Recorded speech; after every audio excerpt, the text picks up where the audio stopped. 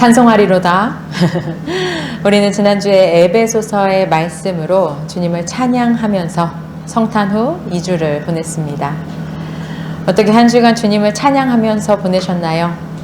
네. 우리가 이제 김순학 권사님을 떠나보내면서도 항상 자리에 찬송이 있었던 것 같아요. 네, 슬플 때나 기쁠 때나 주님께서 우리에게 힘과 능력이 되어주시는 그곳에 우리들의 찬양이 늘 함께함을 믿습니다. 오늘은 예수님의 나타나심을 뜻하는 주연 후 1주입니다. 또 세례주일이에요. 그래서 오늘은 우리 지지난주였죠. 마태복음 2장에서 헤롯에 의해서 죽음의 위협이 예수님한테 있었어요. 그리고 그때 주의 천사가 꿈을 통해서 예수님을 보호하시고 또 이집트로 피신하게 하셨죠. 그리고 나서 주님께서 다시 갈릴리 나사렛 지역, 당시에는 거부당한 땅, 소외당한 땅, 그 천한 땅이라 일컬어지는 그 땅에 예수님께서 자리 잡고 사셨다라고 하는 말씀을 보았어요. 그래서 우리도 거기서 같이 살자 이랬죠? 네. 기억나시죠? 네. 이렇게 마태복음 2장이 끝이 나요. 그리고 나서 3장에 오면요, 이제 세례자 요한이 나타납니다.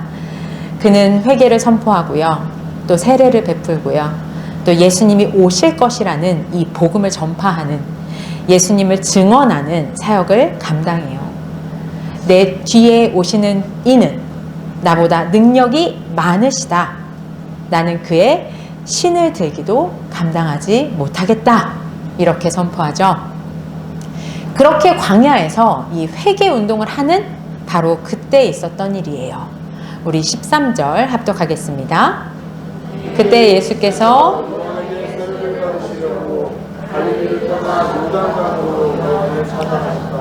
네, 우리가 마태복음에서 본 예수님의 모습은요, 갓 태어난 아기로서 아빠 요셉에 의해서 부모님 품 안에서 이집트로 갔다가 갈릴리로 돌아온 것까지 봤어요. 그런데 이제는 이 예수가 장성했죠. 그래서 자신의 의지로 이제 요한에게 세례를 받으시려고 갈릴리를 떠나서 요단강으로 요한을 직접 찾아가신 거예요. 그리고 요한을 이제 딱 대면한 거죠. 여러분, 요한이요, 자기가 선포하던 그 오실 이가 예수님을 딱 알아본 것 같아요. 그러니 얼마나 놀라운 상황이에요. 기다려왔고 그를 위해서 갈 길을 준비하고 있었는데 그분이 내 앞에 있어요. 사실 우리가요, 성경을 너무 이제 많이들 읽으시죠? 그래서 이 내용이 다 아는 것 같으시죠? 그래서 이 부분에 감흥이 별로 없어요. 그런데 여러분이 요한이라고 한번 생각해 보세요. 내가 광야에서, 요단강에서 이 길을 준비하면서 이거에 내 목숨 걸면서 지키고 있었단 말이에요. 이걸 한번 상상해 보세요. 그 상황에 내가 고대하던 그 예수님이 내 앞에 온 거예요. 너무 놀랍죠? 근데 그 사이에 막 이제 생각을 할 거예요. 와, 진짜 말도 안 된다. 어찌 왕이신 주님이, 이 능력의 주님이 내게 오셔서 거기다 세례를 받겠다고 하시냐? 그게 아니면요, 어쩜 아싸, 예수가 나한테 머리를 조아리잖아. 그러면 예수가 나한테 세례를 받는다는 거? 이거 앞으로 내가 여기서 계속 세례할 때 장사 좀 되겠는데? 아마 사건이었으면 이렇게 생각했을 수도 있어요. 사실 우리 너무 많이 뉴스에 나오죠. 똑같은 목사란 이름으로 나오지만 이 종교를 악용하는, 슬프지만 그런 장사치가 너무 많잖아요. 우리 요한복음 말씀 나눌 때 한번 떠올려 보세요. 그때도 언급했지만 사람들이 요한한테 정말 많이 물어봤죠. 네가 메시아냐? 네가 메시아냐? 그런데 요한이 답하죠. 나는 아니다. 나는 메시아가 아니다. 이렇게 답하고 다녔어요. 이런 걸로 봤을 때 요한은 참 그런 사람이었어요. 그래서 요한은 내가 선생님께 세례를 받아야 할 터인데 어떻게 선생님께서 이렇게 내 앞에 오셨는데 근데 어떻게 제가 선생님한테 세례를 베풉니까? 하고 말하죠. 그러면서 예수님을 말리는 거예요. 그러자 예수님께서 뭐라고 하셨을까요? 여러분, 우리 15절 본문이요, 마태복음에서, 우리 신약성경 전체에서겠죠, 가장 처음으로 예수님의 음성을 듣는 본문이겠죠? 우리 15절 합독하겠습니다. 그에게 말씀하셨다.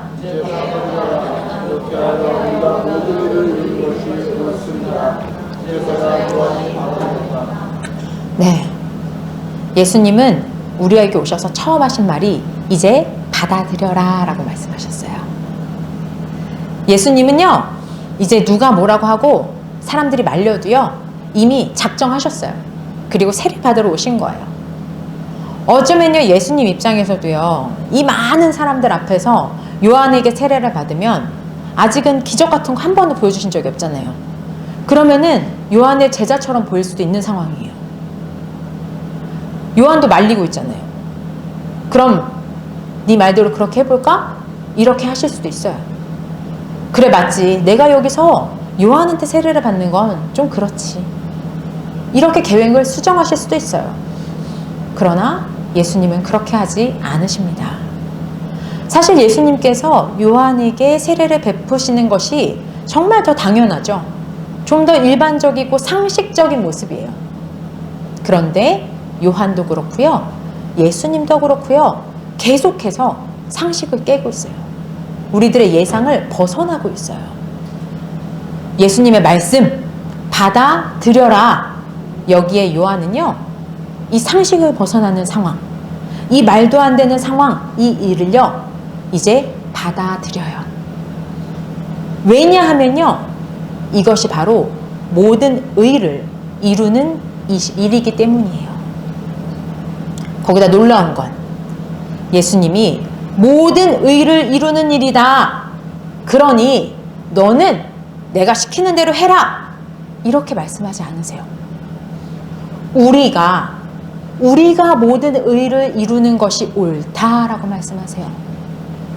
예수님은요, 요한을 내 일 때문에, 자신의 일을 위해서 그저 저 사람 부리고 제도 필요에 따라서 부리고 그런 왕이 아니세요.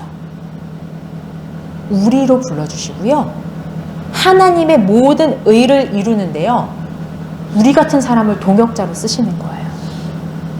우리라 일컬으시고요, 그 옳은 일을 이루시려고요, 우리와 함께 하시는 분이세요. 어쩜 요한은요, 의를 이루고 뭐고 뭐 잘 모를 수도 있어요. 그저 예수님의 표정, 말투, 존재 자체, 그 겸손함에 동참하고 있는 것일 수도 있어요.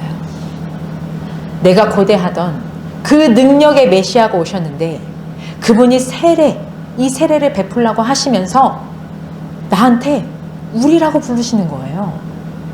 세상에, 요한도 그 자리에 있던 누구도 이런 분은 본 적이 없어요. 사람 세상 생각해 보세요. 나보다 조금 못난 것 같으면 다 깔아뭉개는 상황에 왕이신 예수님이 오셔서 우리래요. 우리는 동급이에요. 같이 묶어서 얘기해 주시는 거예요. 그러니 이런 분을 본 적이 없죠. 아마 정말 이 말씀 들으면서 모두가 진짜 기겁을 하고 얼음이 됐을 것 같아요. 그리고 이에 요한은 예수님께 세례를 베풉니다. 이어지는 16절 합독하겠습니다. 예수께서 세례를 받으시고 물에서 올라오셨다. 그때 하늘이 열렸다. 예수는 하늘의 영이 들기같이 내려와 자기 위에 오는 것을 보셨다. 네, 그렇게 예수님께서 세례를 받으시고 올라오시는데 하늘이 열렸어요. 여기서 열렸다는 말은요, 누군가에 의해서 열린 거예요. 수동태거든요. 누가 열었을까요? 여러분, 누가 하늘을 열 수 있을까요? 그렇죠? 하나님께서 친히 여셨어요. 하나님께서 자신의 목적을 드러내시려고요, 하나님께서 하늘문을 여셨어요. 그리고 예수님이 바라봅니다. 하나님의 영이 비둘기같이 내려와서 내 머리 위에 앉는 거예요. 비둘기는 여러분 다 아시는 것처럼 성령을 뜻하죠.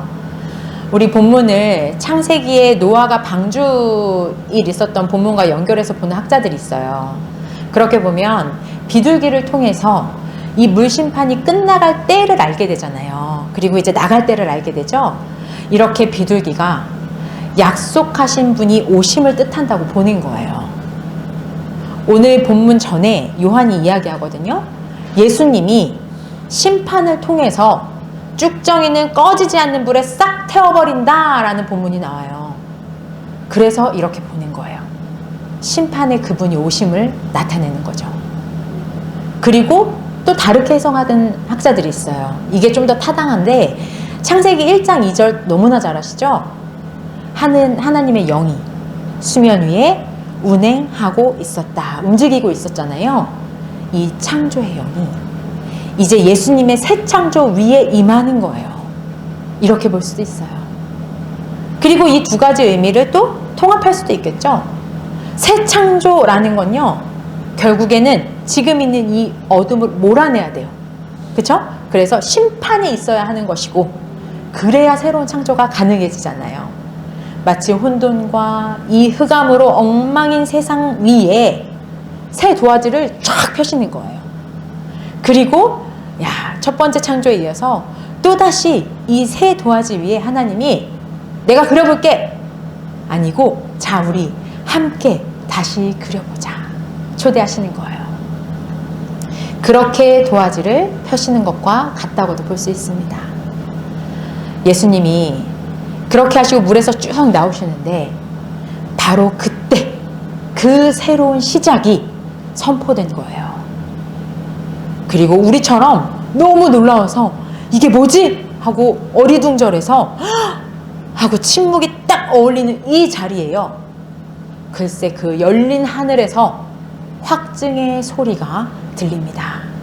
17절 합독할게요. 또 보라 하늘에서 소리가 나기를 이는 내가 사랑하는 아들이라 내가 그를 좋아하노라. 네, 여러분 제가 흥미로운 사실 하나 알려드릴게요. 우리 마가복음하고 누가복음에도 이 세례 장면이 나오거든요. 그리고 이 말씀이 똑같이 나와요. 근데요, 마가복음하고 누가복음에서는요, 너는 내 사랑하는 아들이라 라는 소리가 들려요. 그런데 우리 마태복음에서만 이는 내 사랑하는 아들이다 라는 소리가 나요. 왜일까요? 자, 너는 이라고 하면 예수님한테 하는 얘기죠. 근데 이는 이라고 세워놓고 얘기하는 거예요. 그럼 누구한테 하는 얘기예요? 우리한테 하는 얘기예요.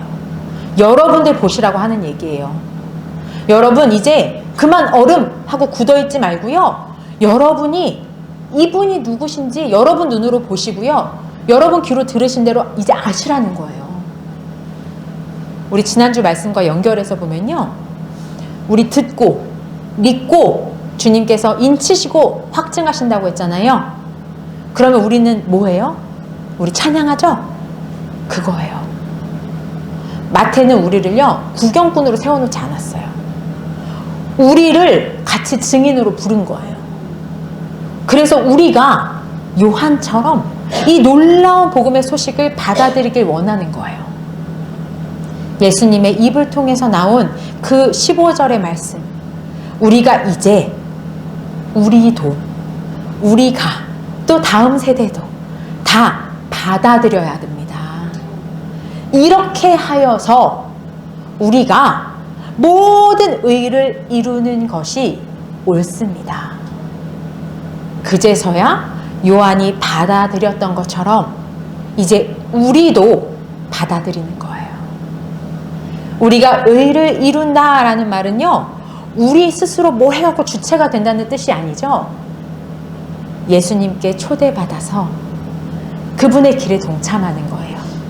우리 함께 거하는 교회 집사님이 기도하셨던 뜻과 똑같아요.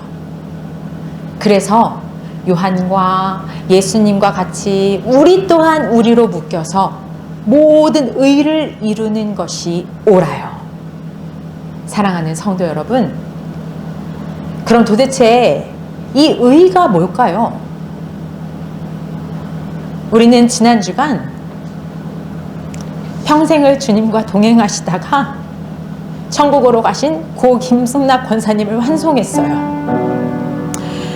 우리 권사님의 삶 좀 생각해 보세요, 여러분. 의는 하나님께 붙어 있는 거예요. 바로 하나님과의 깊은 관계죠. 우리 너무 잘하시지만 우리 권사님 허리가 불편하셔서요. 펴시지도 못하세요. 근데 누구보다 행복해 하시면서 그 힘든 걸음을 교회 나오시고 하나님을 향한 일에 열정을 내셨잖아요. 저희들 보고 맨날 웃어주시고 안아주시고 교회 나오시면서 정말로 힘든 숨 몰아쉬면서도 아우 나 이제 제일 좋아 제일 행복해 이러시죠. 또 집에서는 어떠세요? 누가 감시하는 것도 아니잖아요. 누가 보면서 잘했다 칭찬하는 것도 아니잖아요. 그런데 늘 말씀 보시고 늘 기도하시고 그냥 그 삶이요 정말로 억지로가 아니라 주님과 더 가까워지고 싶은 그 마음, 그게 너무 행복해서 그래서 그렇게 사셨어요. 이렇게 의라는 거는요 정말 우리가 애쓰면서 쌓아 올리는 거가 아니고요, 이미 연결된 우리 주님과의 관계 안에서 흘러나오는 거예요. 그렇게 흘러나오는 삶의 방향인 거예요. 우리 권사님처럼 하나님과의 관계 안에서 삶의 방향과 실천이 자연스럽게 흘러나오는 걸로 이어지길 원합니다. 그렇게 더 깊은 관계, 사귐이 되는 거예요. 이렇게 되면요 우리가 흔히 생각하는 도덕적으로 옳은 것들, 그 의도, 율법의 의도 지킬 수 있는 힘이 생겨요. 여러분, 예수님께서 의가 되신 건요 하나님과의 깊은 연합의 관계죠. 하나님과 우리가 되신 그 예수님, 그리고 그 예수님에 의해서 예수님과 우리가 된 이 요한, 그리고 이제 이 하나님의 거룩한 뜻, 그 계획에 예수님과 함께 우리로 묶여서 여기 있는 우리 또한 동참하길 원합니다. 자신의 생각과 다른 상황으로 이건 아니에요 라고 거부할 수 있었던 요한이에요. 그런데 예수님의 말씀 앞에 순종했던 것처럼, 받아들였던 것처럼 우리 또한 말씀을 주님과의 관계 가운데서 받아들이는 신앙이 되길 원합니다. 이것이 바로 회개예요. 이것이 죽음을 의미하는 세례의 깊은 뜻입니다. 이렇듯 회개는요 그저 잘못된 거 들춰내고 하나 고치고 이런 결심 넘어서죠. 주님과의 관계를 깊이 받아들이는 신뢰입니다. 우리 이를 위해서 기도하기 원합니다. 기도로 나아가겠습니다. 하나님, 우리들의 예상을 뛰어넘는, 상식을 벗어나는 일들 앞에 우리는 당황합니다. 그러나 주님, 이 모든 것이 하나님의 의를 이루는 길이라면 저희들 온전히 감사함으로 순종하고 받아들이겠습니다. 그것이 바로 회개이고 그것이 예수님 앞에서 우리가 죽는 삶일 것입니다. 그래야 새 생명, 새 삶이 우리의 것이 됨을 압니다.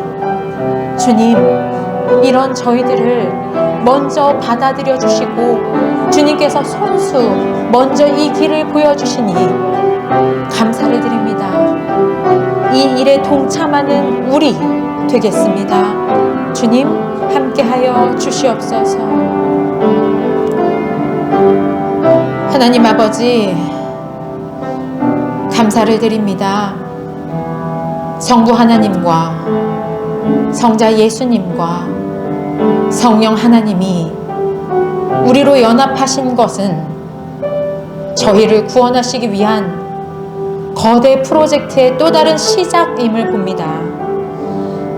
오늘 이 예배를 통해서 저희들 단순히 예수님의 세례 장면을 이해하는 것에 그치지 않게 하시고 그 놀라운 사랑의 뜻을 받아들이고 주님과 함께 우리로 연합하여 함께 주의 일에 동참하여 예스로 답하는 자들이길 원합니다. 이를 위해서 우리 자신이 죽고 예수로 다시 사는 귀한 은혜를 허락하여 주시옵소서. 예수 그리스도의 이름으로 기도드립니다.